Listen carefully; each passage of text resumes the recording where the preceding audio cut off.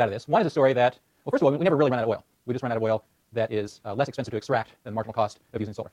That's it. So if the marginal cost of solar is, I've said $200 or whatever it is. As soon as oil exceeds that marginal cost, we'll stop using oil, we'll start using solar. Or some other renewable energy that might have similar characteristics. Let's see, what else do I want to say about this?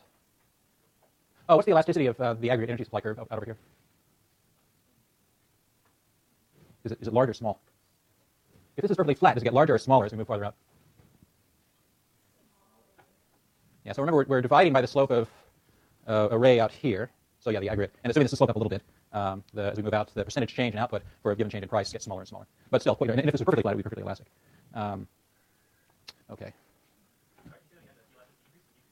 The elasticity of this thing decreases as we move farther out because the elasticity is equal to the slope of this thing divided by, multiplied times p divided by total output. So as we move farther out, we have this y in the divisor, so the elasticity gets smaller. The percentage change for a given change in price gets smaller, because we're taking percentages, so we have a total output in the denominator. Okay. All right. Well, I have something else very important that I'd like to do today, so I want to switch gears a little bit. Are there questions about this? Okay. Let me move along then. Okay, so I want to talk about. So I tried to sort of address the. Hold on. Okay. So I tried to address what I said before as a defect in our earlier modeling of oil supply by allowing people to stock out. But I also complained last time that another defect had to do with the fact, as the point that Scott pointed out earlier, that we've got a static model here now. So I want to start moving toward a model where we can incorporate time in a sensible way and say something about supply under those conditions. So I want to talk a little bit about time. This is going to change. This is going to have effects both on how we model supply, but also demand, because there's no point in supplying stuff at different points in time if it's not demanded at different points in time. And so a really simple way to do that, though, is just to imagine, instead of thinking about consumers demanding a good like food or a good like oil, imagine them demanding a good like food today and food tomorrow, and treat those as two different things. We all have to eat more or less every day, so we'll treat the things we're demanding, we'll index them by time. So if the food you eat today is different, has a different effect on your utility than the food you have tomorrow. So we'll imagine people consuming different goods at different times, and we'll just treat those goods at different times as though they were different goods. And similarly for firms, we'll treat oil produced today or food produced today as a different good than food produced tomorrow. All right, so that's the basic idea. Now, thinking on the supply side, you can always go out and you can imagine growing some food today or growing some food tomorrow if you were very quick. But there's other ways that firms can produce stuff between today and tomorrow. So one other nice trick here is to use what I'm calling an intertemporal technology. So we have access, all of us, firms and consumers included, to technologies which allow us to transform a particular good today into another good, which is a good tomorrow. So a simple example of that is storage. I can go to the grocery store and buy a bag of flour, and I can either make bread today, or I can use the technology embedded in my kitchen cabinet and store the flour and consume it at a later time. Okay, now, that storage, it's a costly technology. The cabinet that I use to store the flour uses up space in my house. My house is pretty expensive. Bugs might get into it, so the flour may not be edible later on. So storage is a costly technology to operate, but allows me to take an input, flour today, and produce an output, flour tomorrow.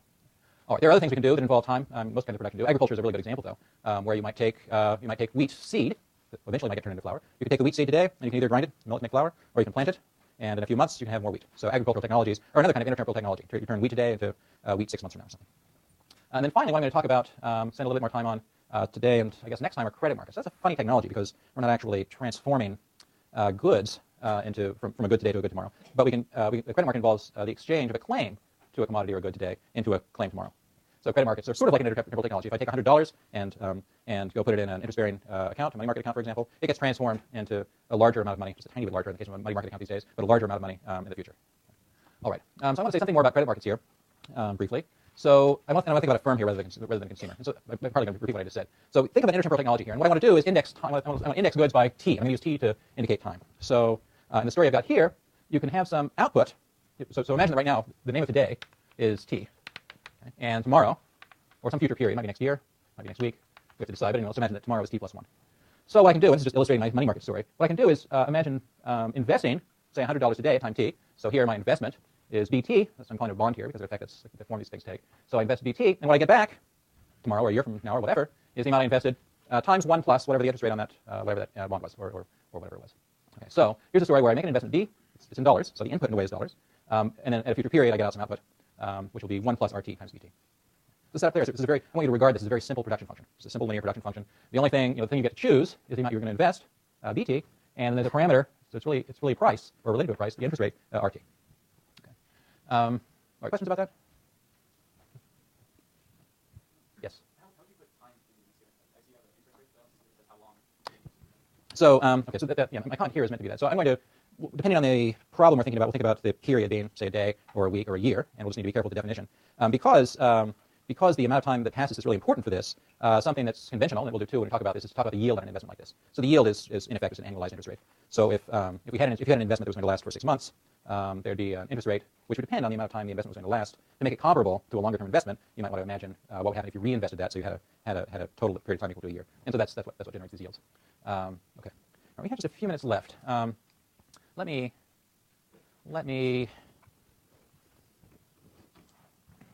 I'm going to try to do this. I'm not going to have time to finish, I'm afraid. But let me finish up here by using credit markets. This is a time of year, probably most of you aren't homeowners around here, but in Alameda County, property taxes are due on November 10th. And so this is a time of year when, and Christmas is coming up, this is a time of year when it makes sense for me often to turn to credit markets. And so what I'd like to do is, today is to sell some bonds. So here's an example of a bond. This is a so-called bearer bond. Would you mind, can you read this, Amir?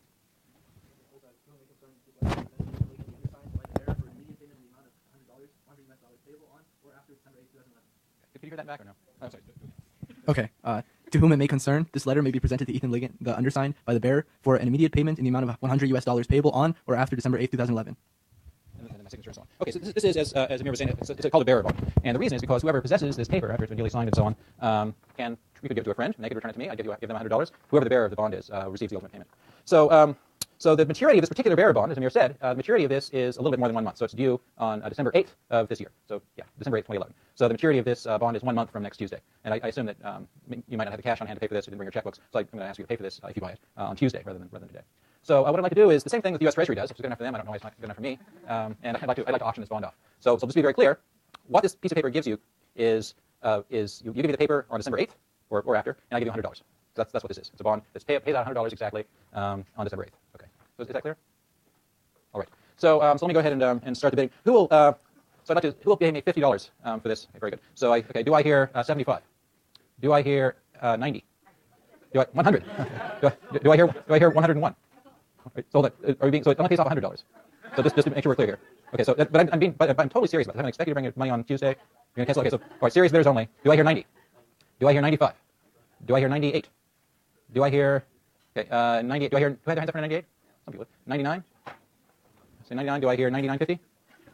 99? Okay, so who's in for 90? Actually, raise your hand if you're willing to bid 99. Okay. Yeah, that's right. Yeah, 30 days from Tuesday. Do I hear 99.50?